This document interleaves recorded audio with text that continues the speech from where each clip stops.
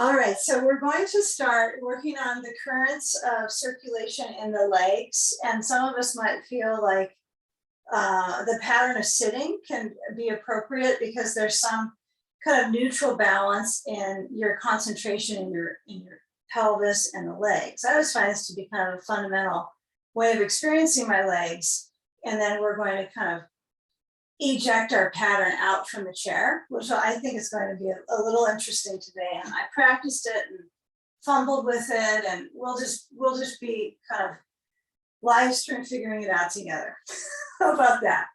So you'll take a block or a ball, and if you have a ball, you want it to be, pretty squishy, but you don't want it to be something that you can flatten. So the block works fine too, because there's not any resistance, right? It's just resisting, right?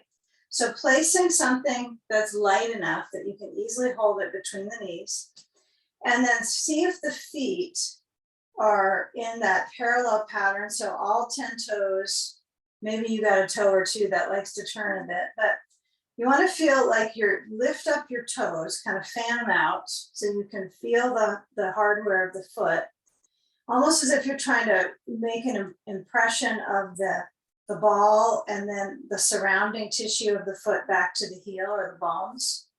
So I would be lively with the feet for a few moments, just let them kind of spread out through the toes. And, feet are pretty interesting. We don't get that expansion very much because they're stuck in a box, often. So they're stuck in little coffins. All right, so feel where you have your circulation in your thighs, and I want you to make sure what's between the knees is easier for you to push into. So for instance, when I push into the ball here, it's a little bit back in my thigh, so I'm not getting the muscles in my legs to all activate. So I want you to feel, you can relax your toes at this point, that you squeeze and you just alternate the pulse. So see if you can monitor that experience of squeezing and releasing. And at the same time, we'll start to add activities.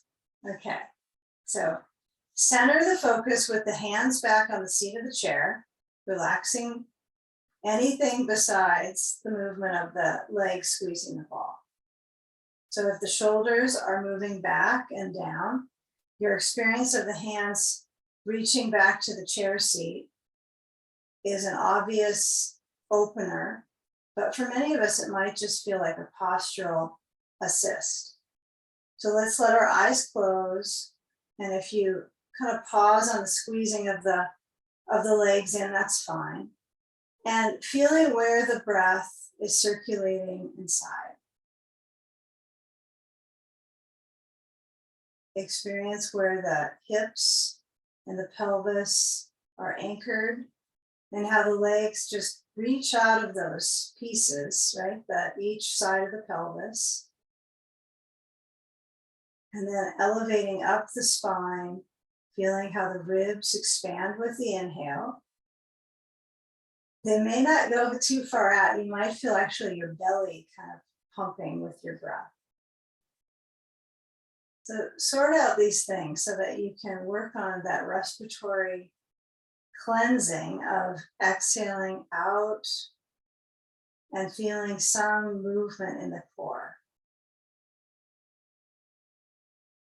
Okay, now we're going to take a twist. So if you are pausing on the ball squeeze, that would be best right now. But the key is that feel of the knees kind of reaching away from the seat, the weight into the sitting bones.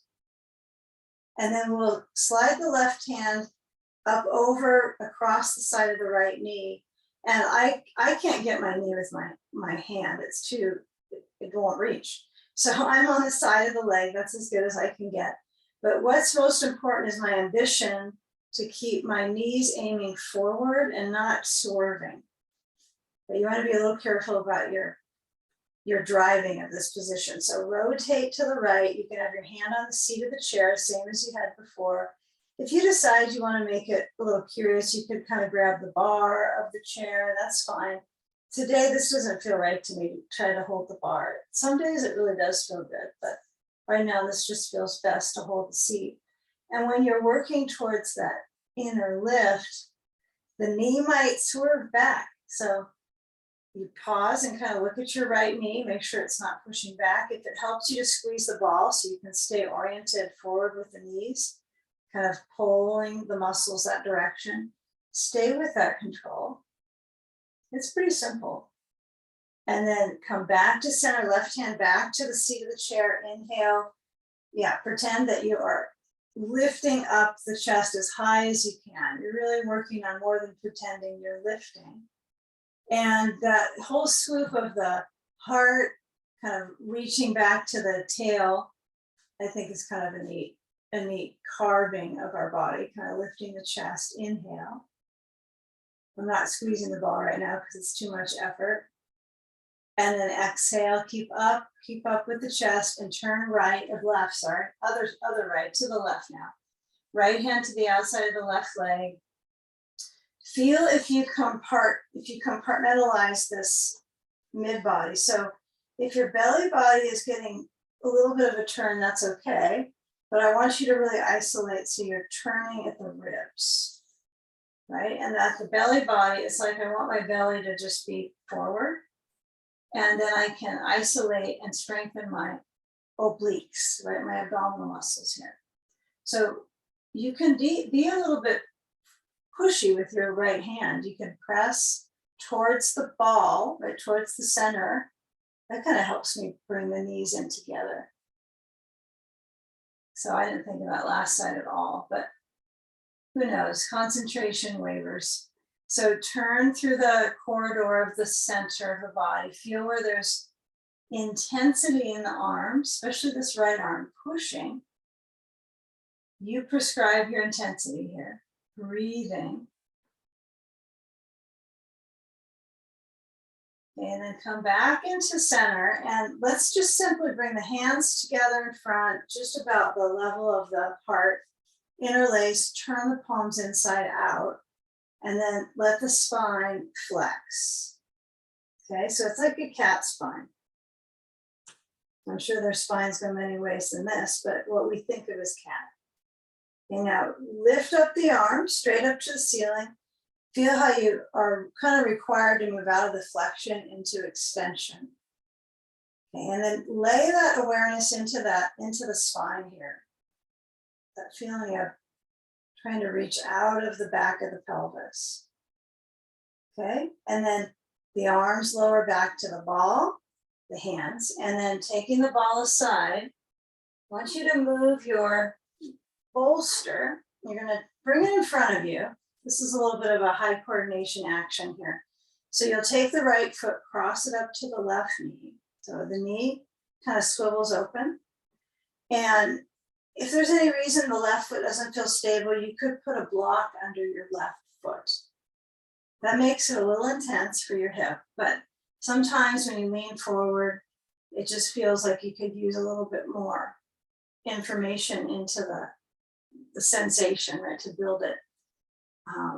But it does work on more flexibility. So many of you may not be interested in that variation, but it's there. So when you lean forward, let the back muscles move with the breath. So I've got my bolster under my hands on the short end. Even if, let's say, your round bolster you have, some of you have an extra bolster that's the circular. If you have one that's really firm, this would work good because most of those bolsters are taller, but some of them are pretty mushy too. Not that I've seen a bunch of mushy bolsters on in the Zoom, but those can be a little hard too. Well, they're not hard enough. So when you lean forward, you can do a little bit further of reaching through the arms, let the chest lower down. And again, if you're higher up, that's fine. If your bolster's closer to your left foot, perfect. I'm just trying to work the connective tissue to kind of peel away the holding and grip around the hip and the lower back. You're breathing, maybe you tilt your forehead down to the pose.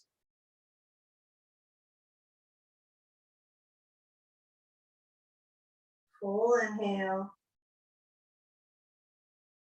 exhaling completely.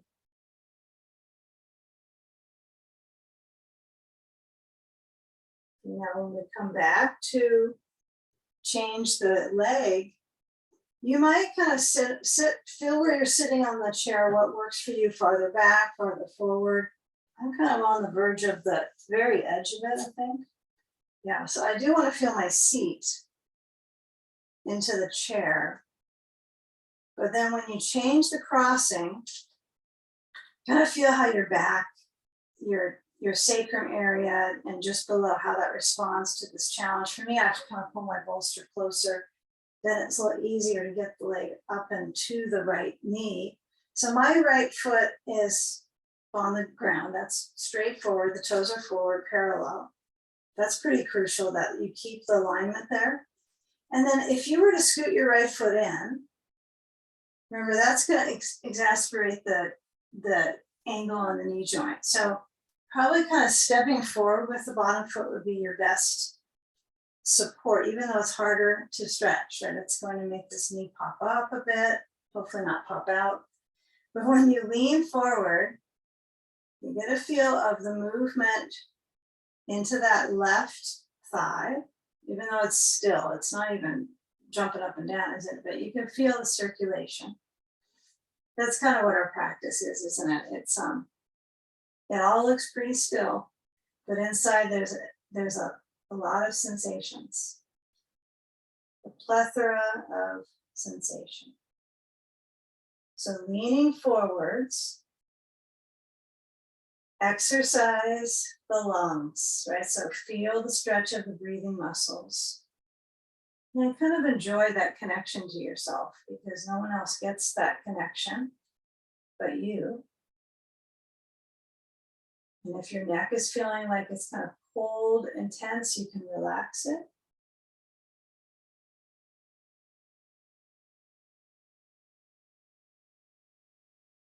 Could be quite different on the second side. So you might be feeling the surface pressures on the knee, on the hip. If it's too much on the knee, you can always bring your bolster right up to the front of the right foot and be here with it. Because pushing forward might, for some people, just be too much on the pressure, because it's going to keep moving pressure around the whole left leg when it's kind of tied around in this shape. Okay, but now that the legs have both had this bending action, we're going to let the legs kind of as poles down from our pelvis both extend. So that sounds like curious, but it's more easy than we'd ever imagine. So lower the left foot and then scoot your bolster. Some of you already might be far out, but what you're going to experience is where the kind of the pelvis is already in like this freeze frame, right, of locking. But then your insides or your organs, everything kind of drops down. That doesn't have as much tension in this position. So when you lean forward, I want you to let as many of the sensations in your body just ease into the reach. So you've got a chair. It's only temporary because it all is. But as you bring your feet a little farther out, you have a better base. The feet are parallel. Although that doesn't make it easier, right? I push down into my feet so that it locks the strength into the back of the legs. So take a few moments here before you get lifting your hips. So choice one is here. Just this. This is the first option. Maybe you just stay with this until we get on the blocks. Perfect. Option two is that you use the bolster, make sure it's there for you. It's not flumping over. And you push into your feet and you'll lift up your hips, and then you'll maybe walk back a little bit so that you can get the forward bend approach with the bolster. Now, part of these upper arm and back connections might feel like there's this curling and rounding of them, but if you were looking your view, it usually is pretty extended. So just feel maybe the inside of your body feels tense in those areas. So use your power of the legs. Let your head release down, maybe between the arms, maybe it's hovering over. And you can take your feet wider. I would just play with this. We're going to work with some leg energies today. So if your back is what gets the workout, that's what I'm getting mostly. My legs are just fine.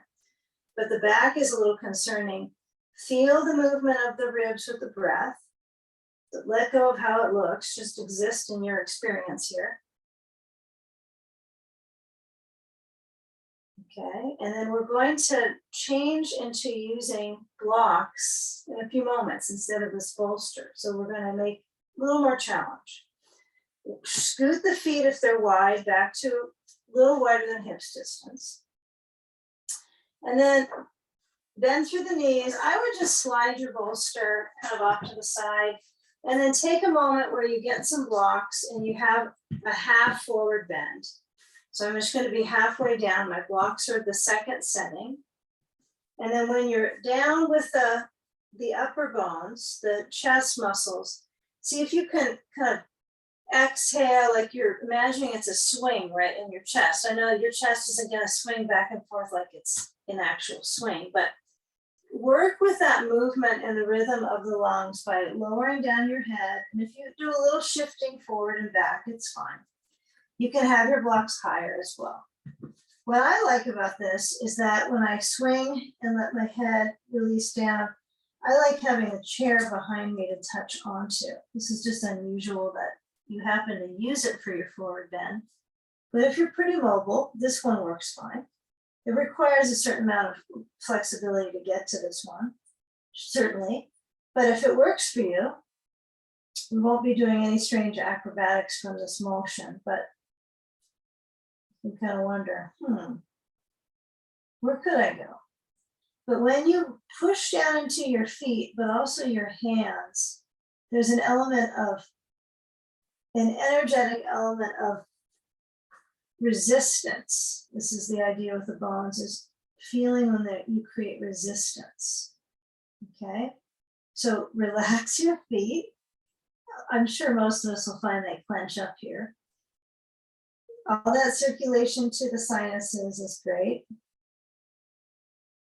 If you talk to yourself a little bit right now, you'll sound a little sinusy, flushing out. And then take a few moments when your head nods side to side or circulates a little bit.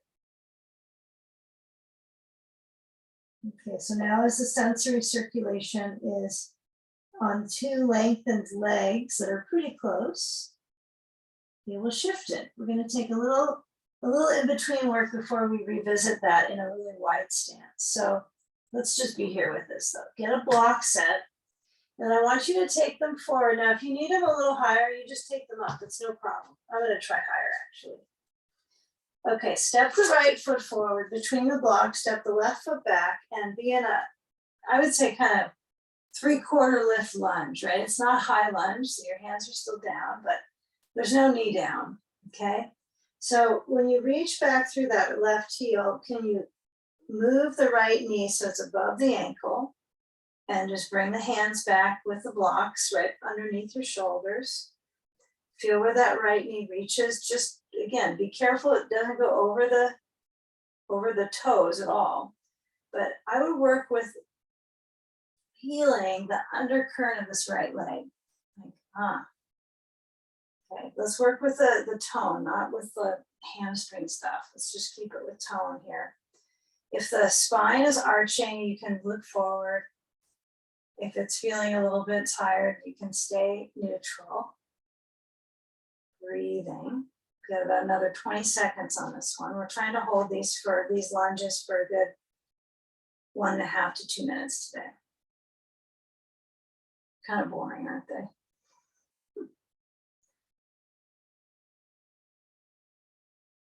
Good things can come from boring things too.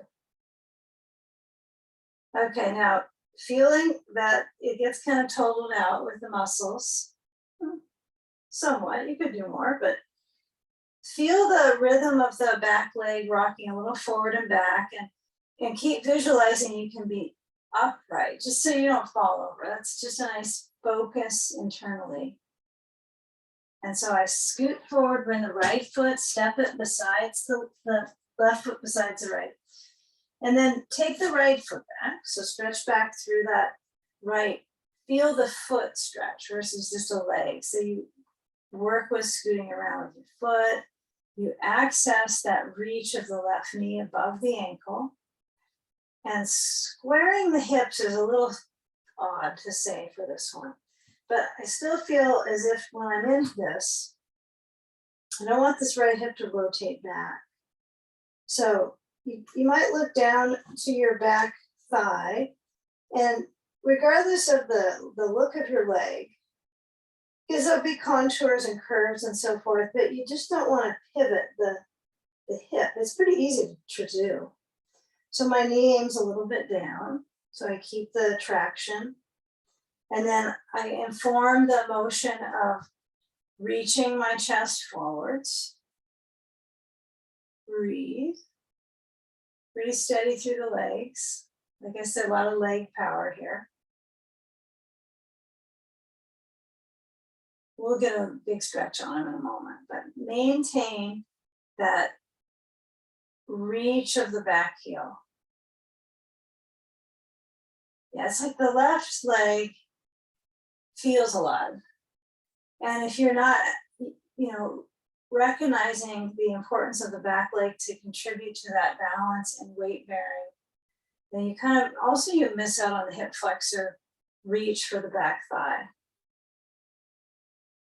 So I know we're all doing just great with it, but just keeping the awareness fluid.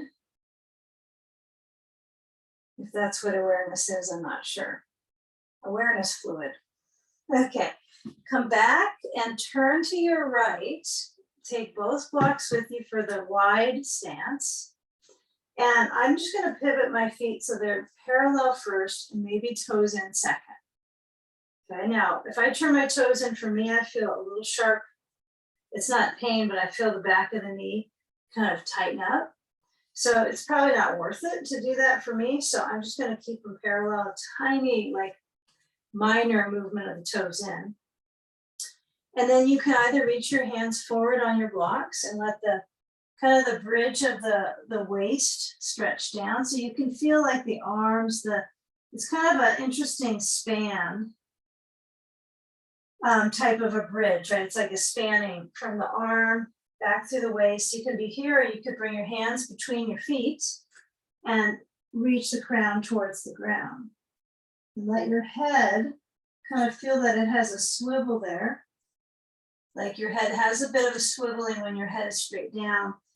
And instead of pushing yourself to touch the ground, if you're into this aim, I would stay with the lift of the hips, because guess what? The more you work with the lift of the hips, the farther your head goes down.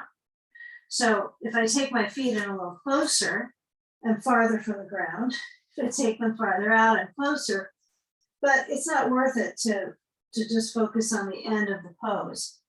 So just feel what's better for you today. Is it hands on blocks? Is it hands on floor? Whatever feels better. That's it, just what feels good. And if it doesn't feel good, you don't have to do it. Okay, so your choice. Feel what it's like to move the toes in. Feel what it's like to keep them really parallel and noticing what works up through the inner leg, like you're trying to imagine that you've got a zipper on the inside of each ankle, and you're trying to pull that up to the inseam of the pelvic floor on each side. So you're lifting up the thighs. Now that's where the action gets great for our body. So keep that hold, and if it's better to be on your blocks, because that's a lot of kind of holding it up, then that's okay. If I'm down with the hands and my head, then it's really hard for me to get my thighs to pull up, actually. I kind of just relax into it. So that's not what we want for the bones right in this position. Other yoga styles for sure. Okay, give it a few moments where the reach is through the feet and up into the legs. Steady the breath. Remember, some of us are halfway with a reach on the blocks like this. Some are going to reach farther forward and have that span. And some will have hands on the ground. Okay. Now take a bend of the knees. If your hands are on the ground, walk them forward onto your blocks just for help.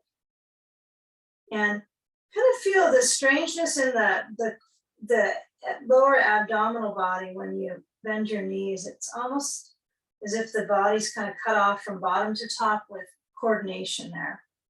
So then use I think the blocks could be, they can be secondary here. Let's turn to our chair with our right foot in our hands and just turn so that your hands are on the chair seat. If the chair is really not close to the wall now, this might be a fine time to bring it closer, but I don't think you have to aim to change that. It'll stay secure, or it might hit the wall a bit. The left heel reaches back and down. So I want you to focus here where the bottom of my foot presses down, my left heel reaches behind me. I have a micro bend with the right knee, and my two legs, I have their own track, right? Their own lane. So really work with stretching that left leg back. I would go for it to keep the calf stretching, and then, oh, it's so much nicer to have a chair seat versus a block to try to hold yourself up on these types of poses, these leg poses. Okay. Now that back foot stays anchored. If your heel is starting to peel up quite a bit, I would step it out to the side, still as parallel as you can make the toes, the whole foot itself. And then kind of wag your tail a little bit. See if you actually just kind of bop your hips side to side, or if you can actually kind of move from the hip joint back. Most of us probably just kind of rock side to side. So, just get a feel of movement. And then I want you to try for getting your left hand in the center of the chair, or if this hurts your wrist, put your elbow on the chair. Okay, it's fine to do that. Now, right hand reaches to the sacrum, and then we turn to the right. Okay, so the back heel, yikes, right? That's a big stretch. So you might have to step it in. You might find that you turn it out a little bit. The back foot's fine. You've seen, revolving triangle with the back foot turned almost out.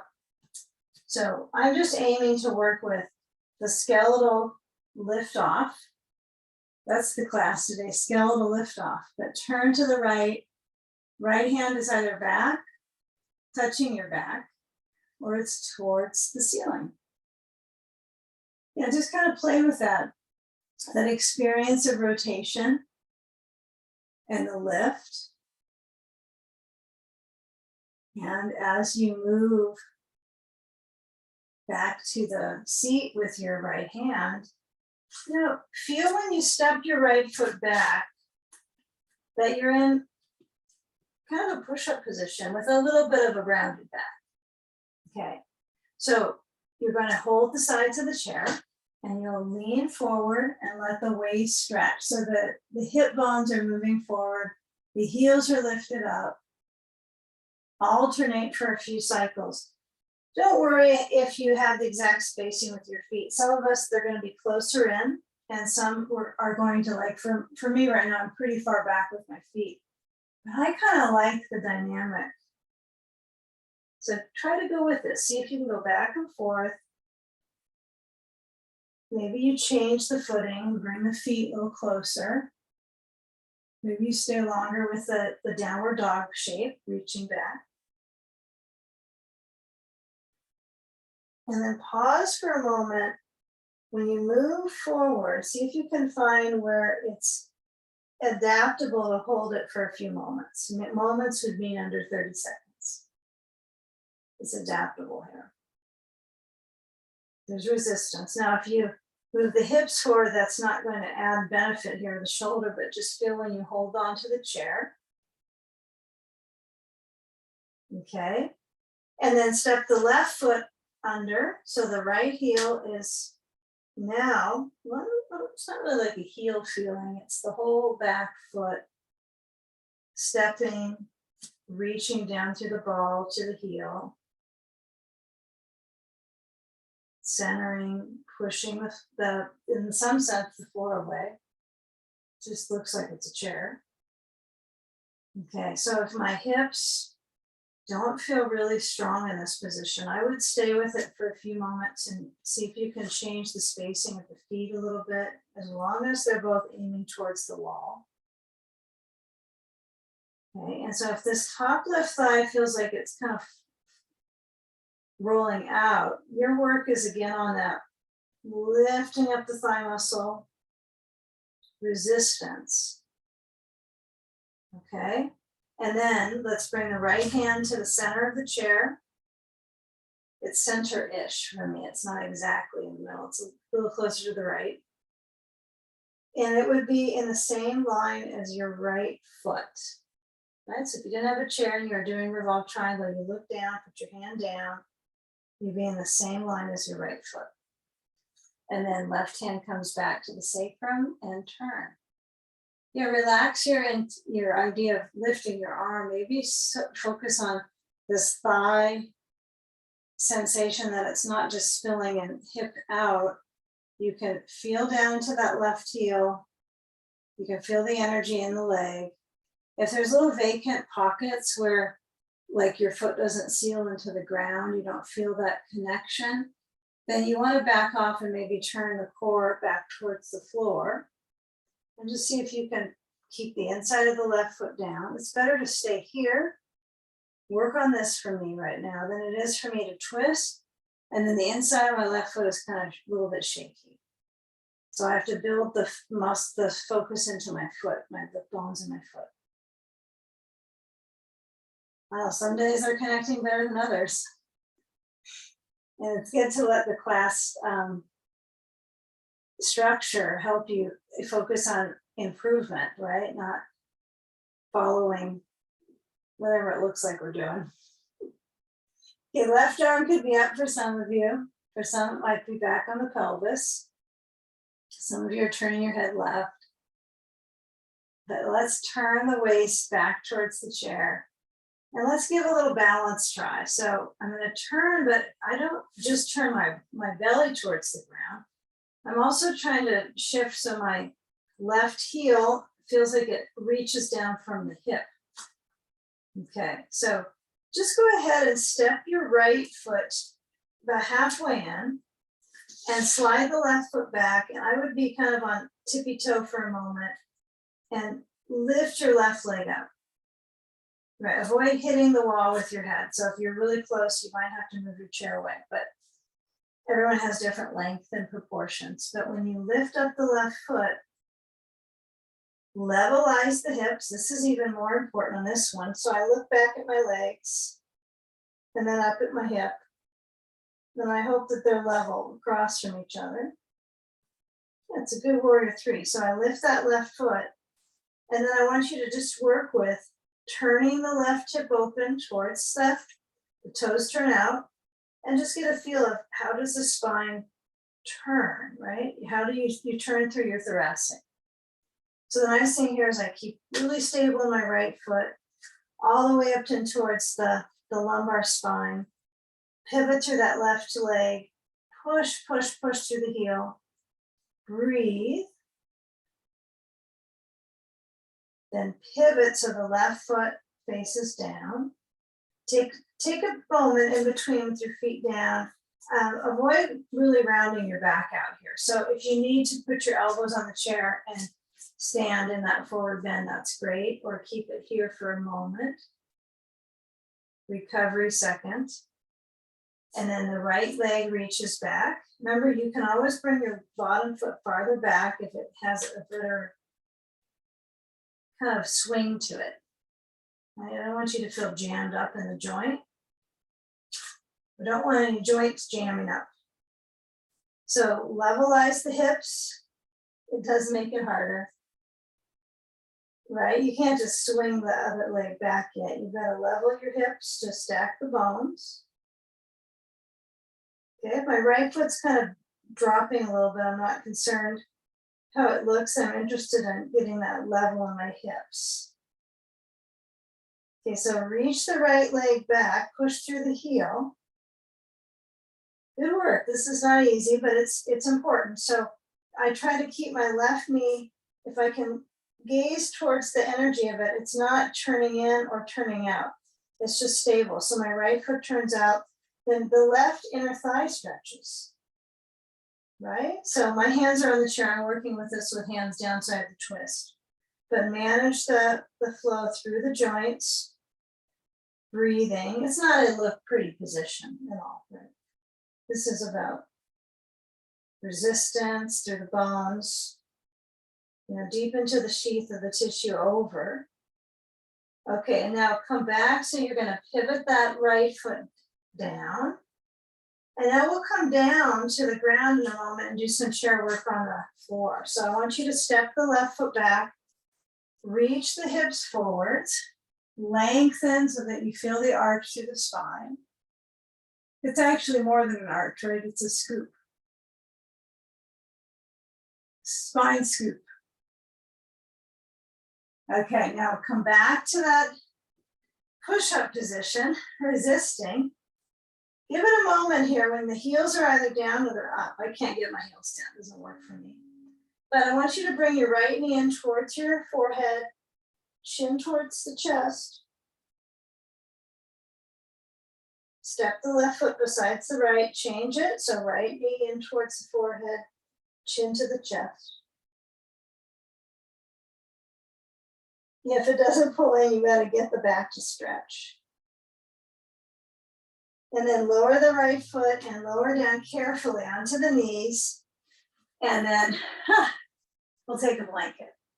Okay, so let's let the blanket follow the leg. So what we'll do is we'll place it down. So if you're looking at the chair, it's near the wall. Right, make sure it's close. I'm gonna mark up my walls again.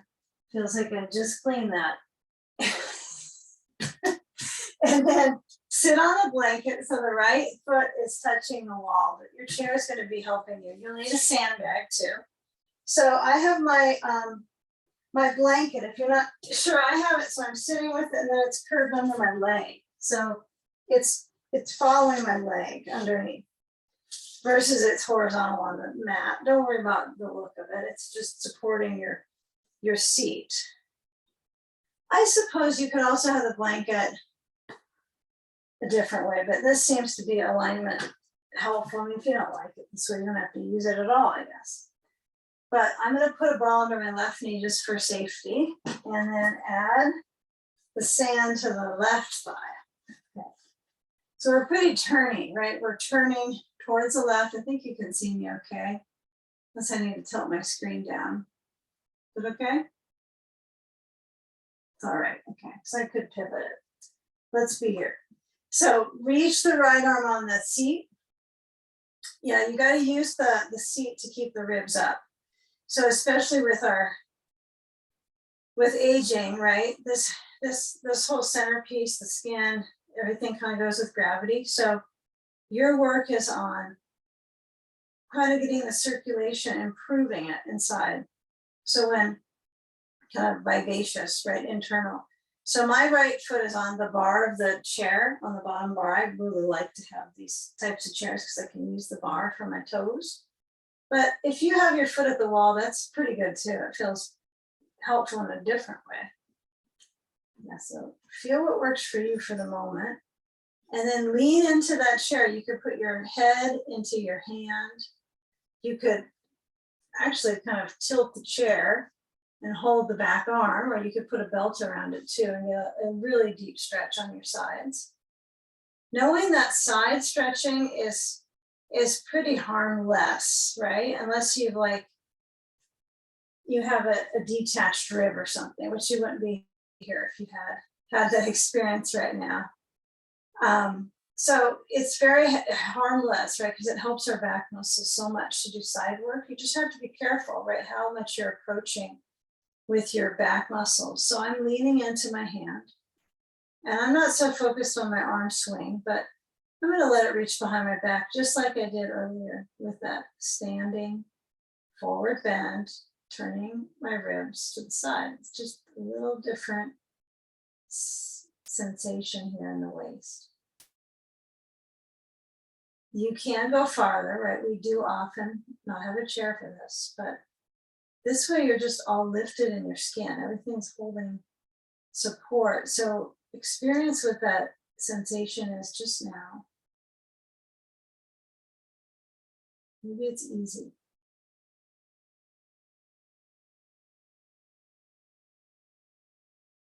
The weight is in my right sitting bone more than my left, although I still have my left one anchored.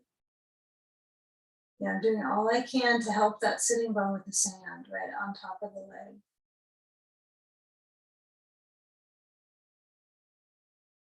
Okay, now what I think is interesting about this, this little sequence piece, when it was seated using the chair, is that at this moment you feel the weight flow into the undercurrent of the right thigh. And that's getting the most leg work. Okay, so we're going to keep working in that right leg. You just kind of notice, or you can just decide not to notice things just as well. Now, when you relax your left hand away from that back, I want you to actually move the sand from that left thigh. Okay. And then release the hold of the head and come on up and go slow, because these are the moments where you can tweak something right in your back. So you want to keep that inner lift, just visualize it. That's enough usually. And then you're going to turn to the chair. And now I mentioned we're using this right leg focal point. So we're going to keep on the right leg, but instead of being under the leg working, we're going to sculpt around the leg. So slide the right knee up, and then now you have to pivot your blanket to turn it. Should just wear a blanket underneath me for this, but I'm going to shift my blanket back because I like to be a little distant from the chair. So I'm in a simple cross-legged position, right leg forward or left, so it's the right leg we're working on. I think the ball would be useful under something. So I'm going to put under my left leg, just like last side. When I was on the side, I had it under my left, and then I'm going to add sand now to the right thigh. If you're concerned sensation is in this right knee, put something under it, no matter what. If you feel like it's pulling on the side of the knee, if you don't feel anything, just leave it, because it will keep going down. So my crisscross is my left foot is kind of under my right thigh. Okay, so hands on, lift up from the hands on the chair, and then reach forwards and get a sense of that movement of breath. That's it, because sometimes body movement isn't apparent here. Okay, so if you get a little tired in your back, you might come back with the hands, not go as far forward. It's okay if you want to keep going and reach that arm to the chair. I can get a way to move my elbows, so that works really good, but initially it didn't feel good on my elbows. So you have to kind of find the part of the elbow branch out from the elbow branch out into the lower features of the arm. So I just think it's kind of fun to play with it, because at first it's clunky, and I can kind of form my arm to stretch it. Okay, now give a few more moments here. If the arm thing is just a little too chaotic for you to work on, just have the hands crossing on the chair or at the edge. And can you work with the feeling of the breath in the body moving? You know, just sensing that movement track.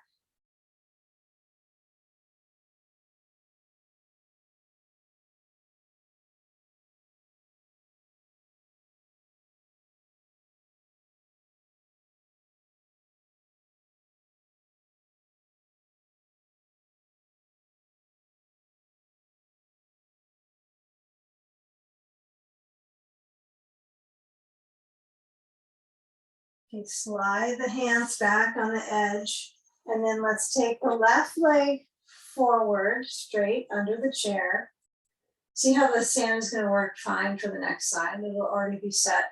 So what the change is the blanket, and sand to me is a little too weighted for me to work with to move. So I'm going to pivot. I'm going to be careful with my left knee. So I'm going to pivot the blanket under my seat.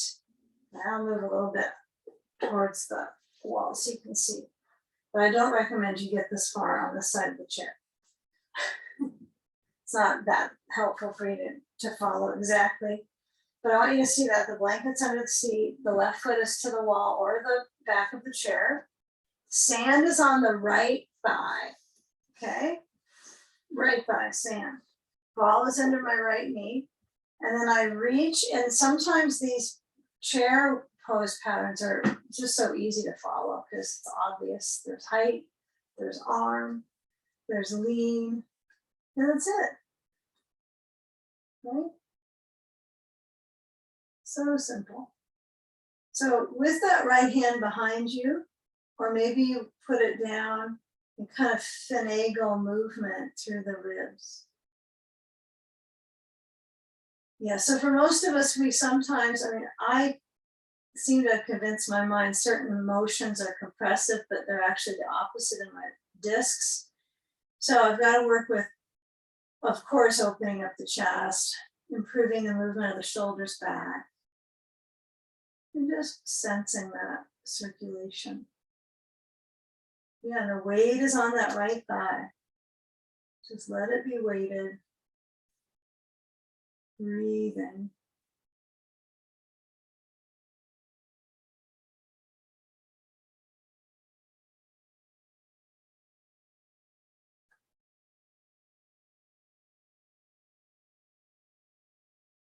Now, if you don't feel the undercurrent of the left thigh that much, then probably your foot is too far to the right. So you might notice if I keep it out straight from the leg top to the wall, it's better, especially when I turn through my torso. But most of us that have done this a while, get in these habits where we just torque the knee a bit here.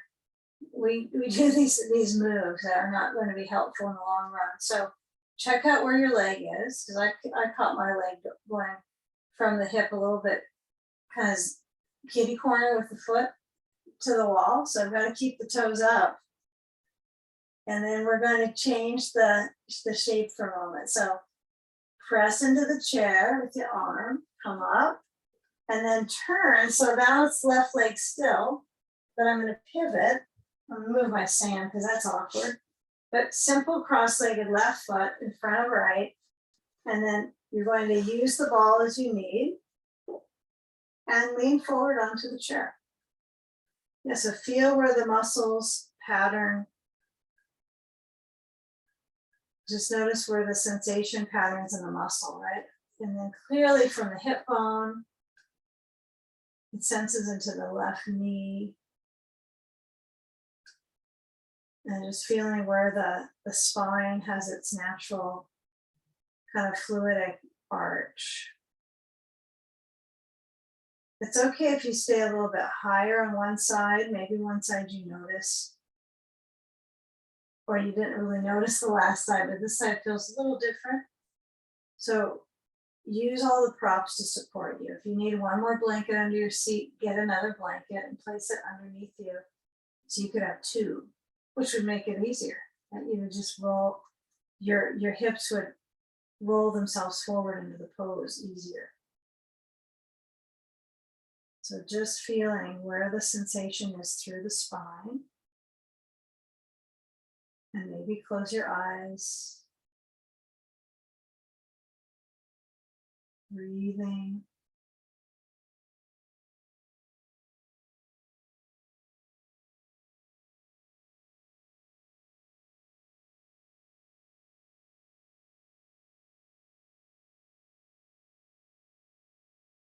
Okay, now we're going to do one final chair pose. So I want you to take your spine back to center.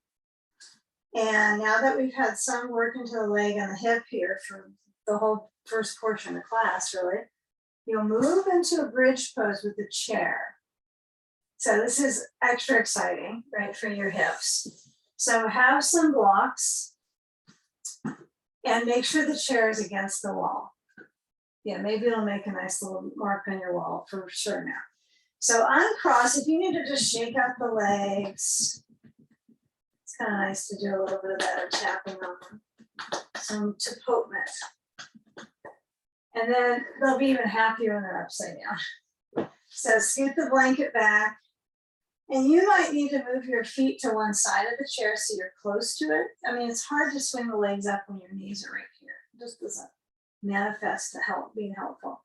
So I scoot my hips up. You know, when we do legs up the wall, we're really close to it, there's a bolster, but you don't have to do legs up the wall with bolsters. But you do need to be close. So when you roll down or you drop onto the ground, you'll bring your feet to the chair. Now, this is pretty close for me because I can tell my knees are angling, but it's a safe position because when I lift up, I'm just going to play with it, pushing down to my chair seat with my feet and lift the hips. Just take a few trial lift and lowers. If you get quite a bit of adjustment in your back, like you have some of that pop crackle going on, you might shift your blanket back if you use one at all and take it lower. Right, so slide that blanket, unfold it. Don't want a lot of blanket. You don't want it all scrunched up either under your head. Otherwise you'll feel like your gray matter has a new fold in it or something. Okay, so lift the hips and let the arms be down by the sides.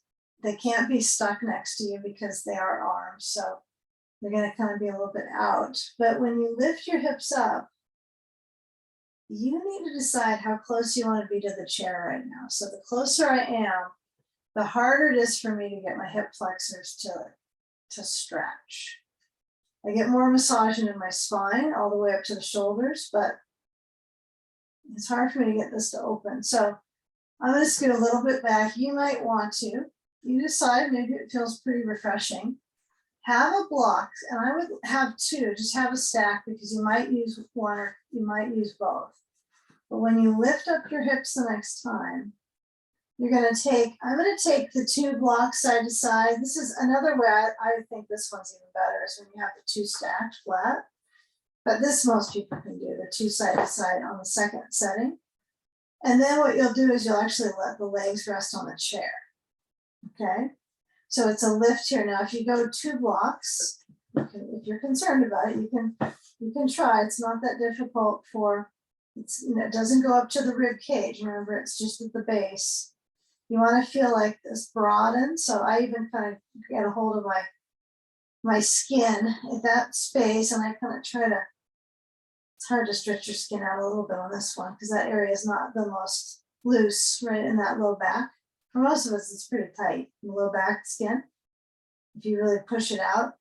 And then as you lower your legs down, the reason I kind of move it out is so that it's nothing snags in. Okay, how do you wear your skin, right? Let the legs reach. If my feet are kind of floating, that's fine. I'm focused on this hip flexor benefit. Okay, if it pinches in your back, bring your feet a little bit wider, your legs a little farther out. And then work on the openness of the chest. And even if these blocks, if the higher height doesn't seem to be working for you, just go down to the second setting, just one across from each other, right? So they're next door. But then my work is in opening my chest. So my shoulders roll down and under. And so I'm trying to move the shoulder back and under. I don't want to give you body part assignment because you might not go, oh, that's where the scapula, these things just, I don't know how important that is really for us when we're in practice, but feel the shoulder move back and then notice if it moves downwards. All right, the arms could be a little bit cattywampus here. I like this for my calves. If you get it in the right spot, it kind of gives a little bit of a massage into the calf. Okay, now take the experience in so that you're receiving the pose. Just let the shoulders be back. The chest can broaden. And the abdomen can expand and center.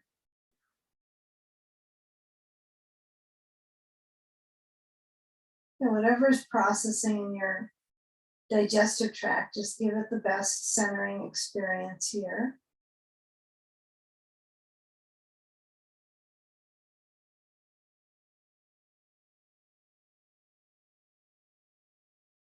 Now get a feel where the legs are elevated. Now walk the feet to the edge of the chair, and you'll bring the knees, the feet off the chair at that point. And then come into Viparita Karani, which is simply inverted action internally. And if the arms don't feel suitable or they slide out and you can't quite maintain it, just do the best that you can. If you need to let the arms go open or cactus pose, I suppose it's okay. Just avoid rolling your head side to side on this one. Even if it's not like a full shoulder stand appearance, it still is relying a lot on your shoulders, isn't it? So this would be an interesting one for your shoulder health because it's pretty basic, but it's fundamental, it's simple. Most can do it, even if the shoulder's in a recovery mode of some parts of it. But you want to make sure it's even, right? Your shoulders are even. So what you might do just in future terms is, if you can do this with this much height under the hips, not at the wall, in the middle of the room with blocks, and have someone take a picture of your shoulders and then see if they're actually level, you're balanced, because you might be doing things kind of lopsided. And that might be interesting for some of us to do. Let's not do it right now. Just to work this because it's weight bearing on that part of the body. So if you get it even, it could be helpful for, for your future. I know you're thinking about that. Okay, now separate the feet a little bit. This doesn't mean a big leg separation, but a little at the feet.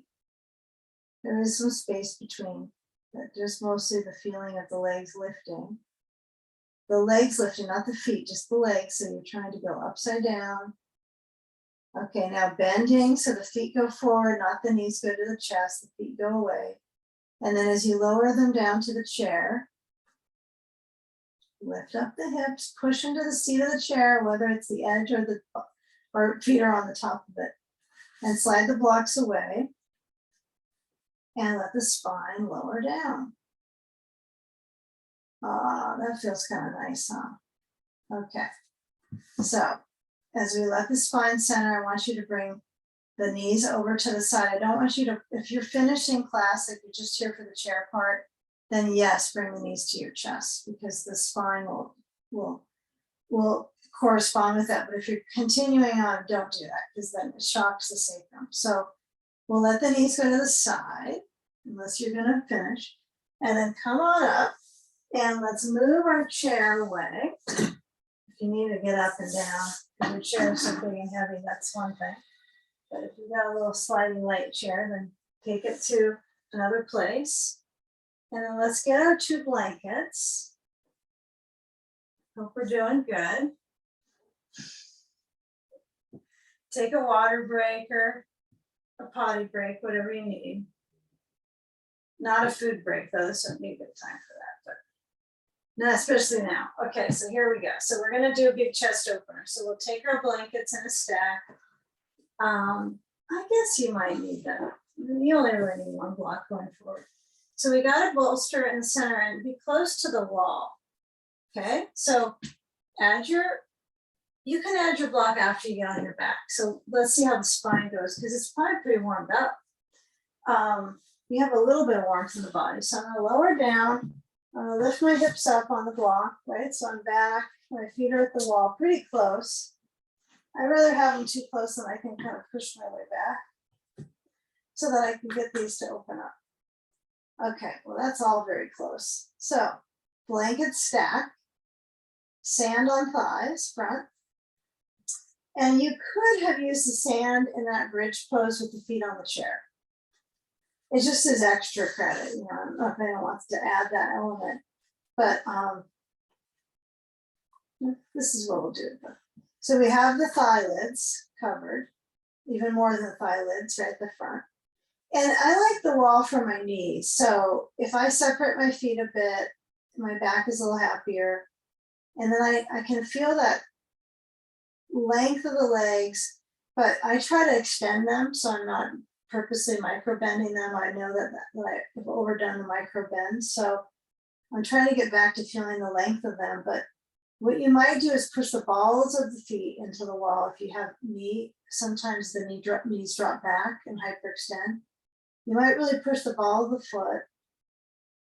And then as the arms open, just kind of keep that as your main influence as the ball of the foot pushes. Spanning the chest, and make sure you've got enough cushion. If you don't like 2 blankets, you could go down to 1. Some of us might be just fine with that. Yeah, relax how it looks. If it looks like your head is lifting a lot, but it feels good, it's okay on this one.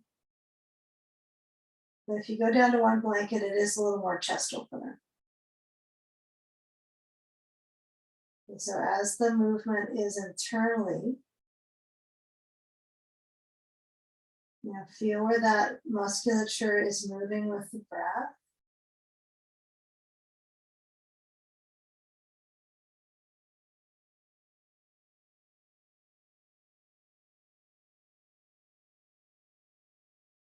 Just expansion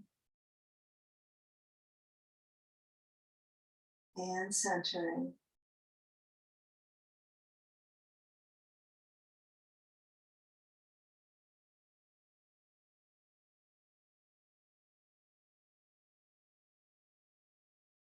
Keep with this information through the rib field, the expansion. And we're going to just keep sneaking stuff in for shapes. So again, if you're not at the wall with your feet, that's fine. You could be even with your knees bending. Some of us might prefer this for the back. So that's fine. But wherever your feet are, they're pushing down a little bit. And there's an openness in the rib cage.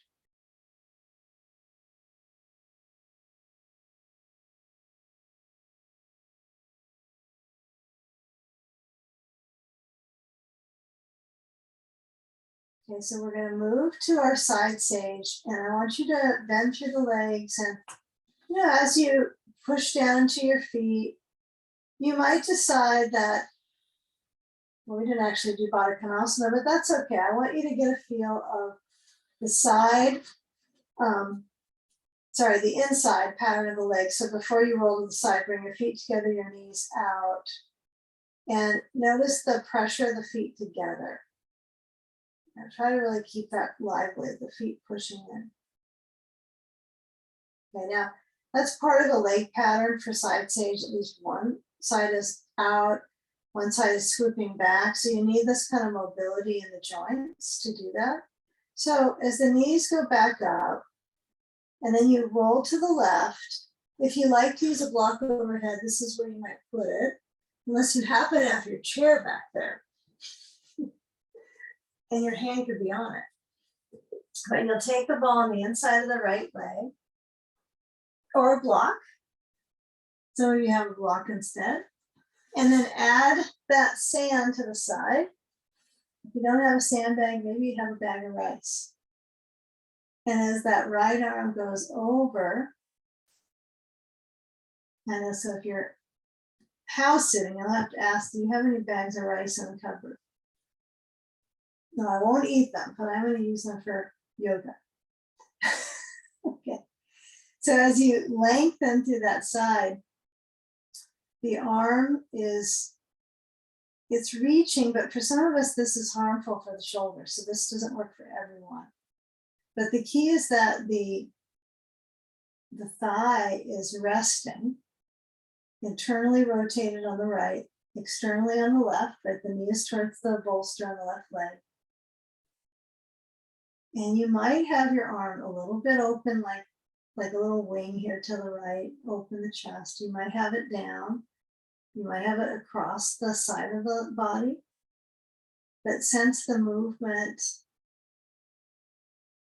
in the rib spaces. Let the shoulders center back.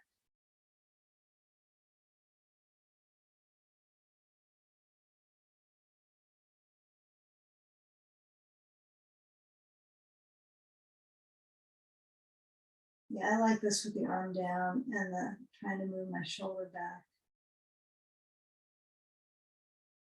And your head might turn, so you might try to keep it so it's right on down and center.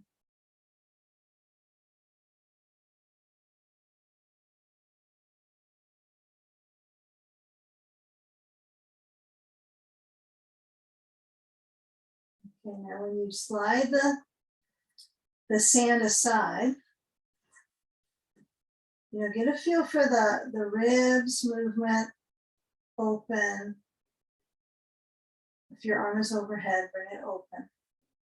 And then when you change the sides, I want you to come back down through left hip. So wait until left hip. And then when you come up, take a moment, windshield wiper or like a boat pose without a belt. Actually, you could use your belt. You could do either. But knees go side to side if you're a windshield wiper person. Some people like this glute rock because it's a nice little massage on their glutes. I'll give you time to do both if you want. So you can go side to side. Those of you that want to just stay with this, you can sit still and just let the body weight push into the elbows. And then some of us can grab onto a belt. I'm going to use my belt because I'm not even sure if we're going to get around to the belt now. So bring your belt around your back and help pull yourself up. Scoop it around the feet and lift up the feet. We're changing directions as the class goes, aren't we? Or aren't I? So I'm pushing into my belt with my feet purposely. And the belt's a little bit of a loop for this pose. It's slightly challenging. So I could use the wall if I want to, but feel where you're anchored on the pelvis, where the legs are pushing towards each other. Okay, it's kind of a nice in-between sage pose. It's different body awareness. Especially when you were so relaxed in that sensation, just letting go. This is nice to trip up the nervous system. Keeps it on, keeps it working. And then back to centering. Bend the knees. What we're doing right is we kind of spice up the circulation and then we're capable of getting back to centering, right? So when you turn to your right hip, take the ball on the inside of the left leg and lean into the bolster. Now, I generally sometimes I curve more on the back ribs than the side. So it's a whole barrel, right? The ribs. You can't mistake that when you look at a skeleton, right? The whole barrel of the ribs. So you have all this sphere of the ribs to work from. I would just kind of play with it. Some days you lean a little bit back, some you stay specific on the side. But it's likely if you can do a little bit of movement across that platform of the mid body and settle in. Arm being where you want it to extend or fold. Any of these directions are fine. You could even have it dynamic where it's kind of moving slowly while you're in the pose.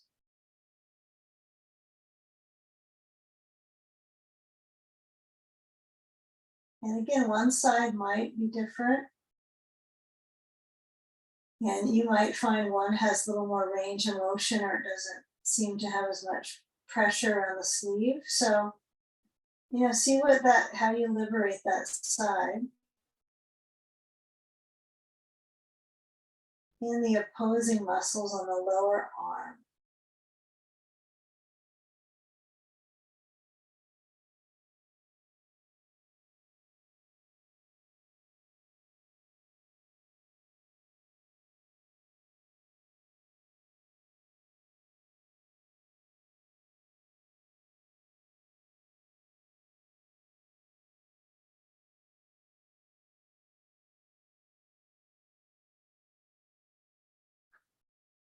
Now feel if there's any lingering sensation through this left side beam of the hip, right? If you can kind of let the body rock a little side to side, even though you're on the right hip, just kind of feel where that sand is. I might push it down a little bit more on the actual bone of the hip to support so nothing falls off. Now, if you lower the sand and it feels like you get some more compression in the low back, and what you're working with is trying to get the ribs to open. Usually the side work and rib work helps our back tremendously. It makes a lot of sense if you look at a skeleton, if that area was, trying to work and get a little bit more blood flow, the back area can relax more. Okay, so now you're going to slide the sand away. And we're going to take a simple hip pattern. So I want you to roll a little to that right, and we'll move our bolster to the right side of the mat and take a crossover. So now that you were just on this right hip a moment ago, I want you to swing that left leg over and take the blankets down one notch here, one less blanket, please. And use if you don't have a ball, I don't think the block would be super helpful this one. So if you have a ball, place it to that gluteal fold. But if not, you'll be fine with the leg crossing. But let the legs be kind of in a form of just roundedness here. You're not trying to make stick figure patterns. So there's a lot of roundedness with the legs. And then you'll add your sand to the outer left thigh. This is important. If you feel a lot without the sand, of course you don't have to add it, but use the guidance here internally to center the awareness of that weight. So I have a pretty strong amount of sensation here. And it doesn't feel too much, so I don't want to add more or get to the point where I'm maxed out, but I can comfortably breathe and just filter the air in and out.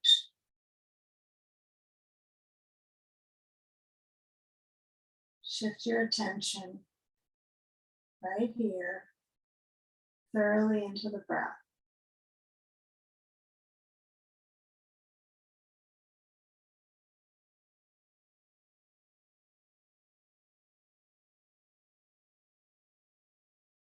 Massaging the organs with the breath.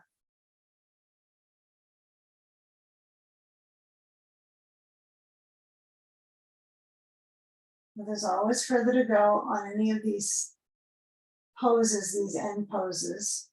So if you want to stay in this one a little longer, that's fine. We have one more side to do. So sliding the sand away.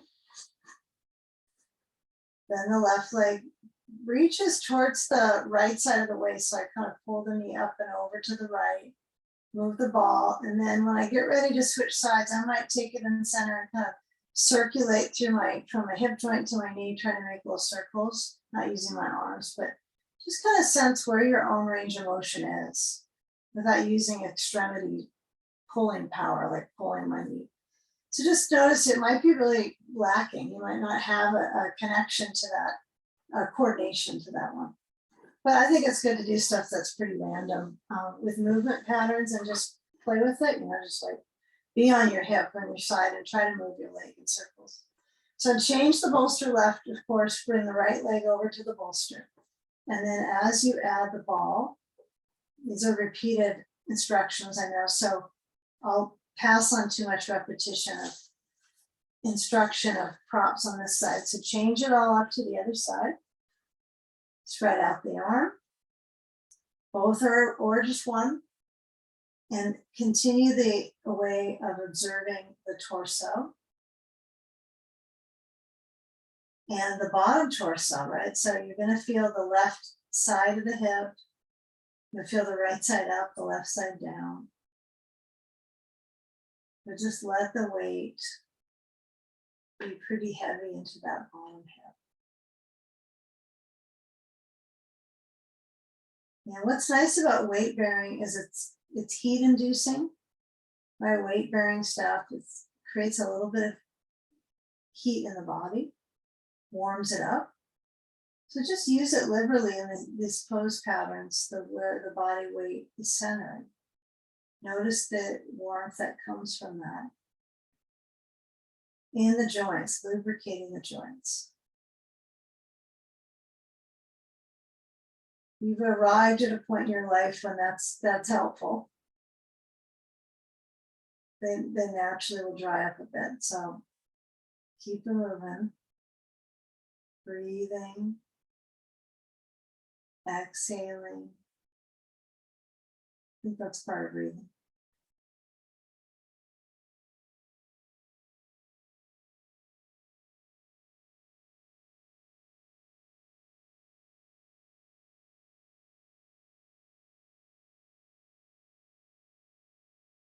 Okay, now what we'll do to get ourselves to the wall, or whatever inversion you want to do, is to bring the knees a little bit centered before we get to the wall exactly. So let's slide the sand away and bring the knees back into center, right? Back on up, just simple, just knees point up. So this is half of the legs lifting, right? It's about half in that energy in the pelvis.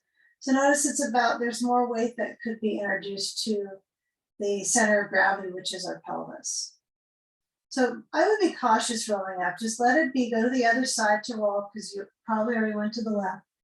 Come up, pull in a blankie, and then situate your bolster at the wall. If you're going to do chair shoulder stand, that could be kind of great right now after our whole sequence of events has been pretty dynamic. So if you know how to do chair shoulder stand, if you need a tutorial, maybe I'll put one up on YouTube. It's been a couple of years since I did one of those tutorials. See if it's changed much. But when you do put your seat at the wall, if you're doing legs up the wall, see if you can move your sitting bone closer, right? That means even the left one. So it depends on what side of the bolster you're on, huh? So usually the leg that's propped up higher is that sitting bone is closer, but the one underneath is curled. So I swing the legs up. Sometimes you get close, sometimes you're far, but you adjust, you adapt, but you try to put that, sometimes I lift my bolster up to meet my back, and then I just push my back down into the bolster. So that's kind of a nice little trick sometimes. It's, again, it's just getting used to getting familiar with coordinating your body, which you thought you had it coordinated by now, but sometimes it can always use more. Always use more communication with your mind and your body.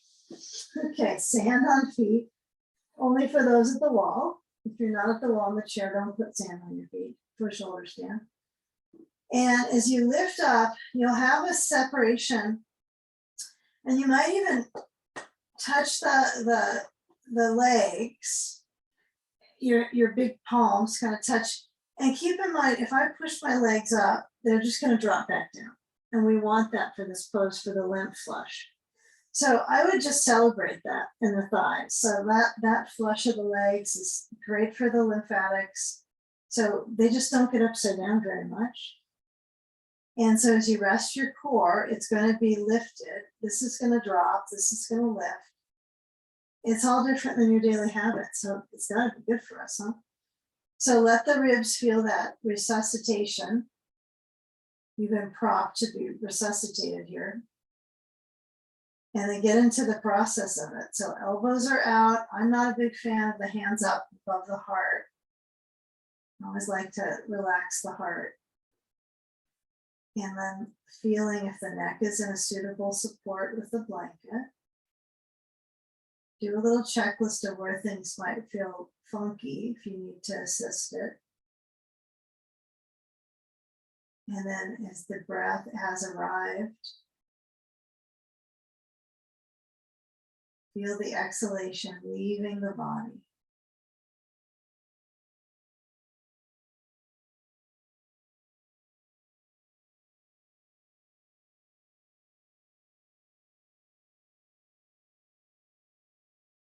Yeah, every breath has kind of its own loss, doesn't it? When you exhale, it's gone. So noticing how you bring it in, if you feel movement of the breath at all.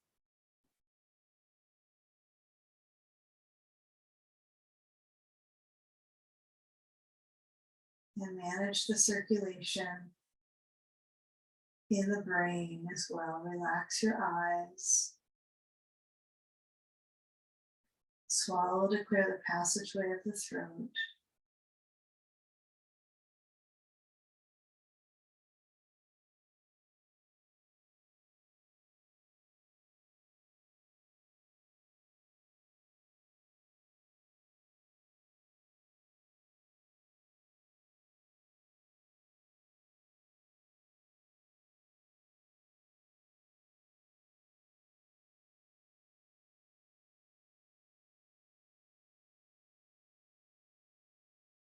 Your hands resting if you're at the wall.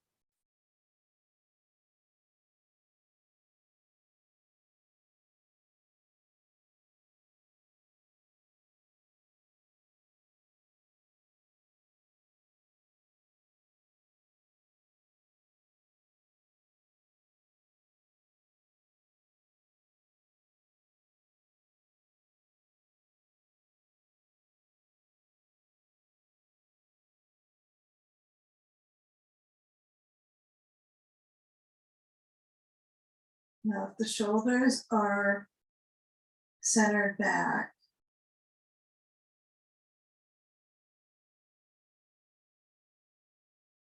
just managing the flow of the in and out breath. If it seems as if one side has a little different density, you want to try to balance it out, especially when you're inverted. The inhale might feel like you're pushing away. So just explore just that casual rhythm of breathing, not trying to fix and change it, but really working with the rhythm and the flow. Just trying to get along with yourself, really.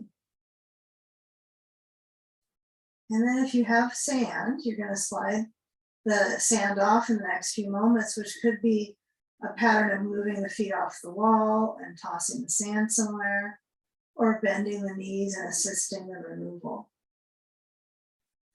But I would come back to the feet to the wall so that you can let the back receive that stretch.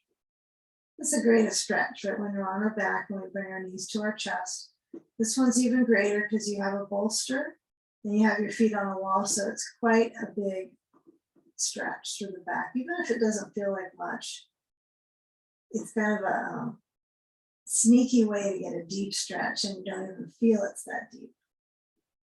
Okay, and it's upside down, even better. There's no, the pelvic floor has the opposite of prolapse. So just getting that support in the pelvic floor right here. And then let the feet shift off the wall. Feel where the weight of the legs might touch into the digestive tract a little bit here, in towards the organs.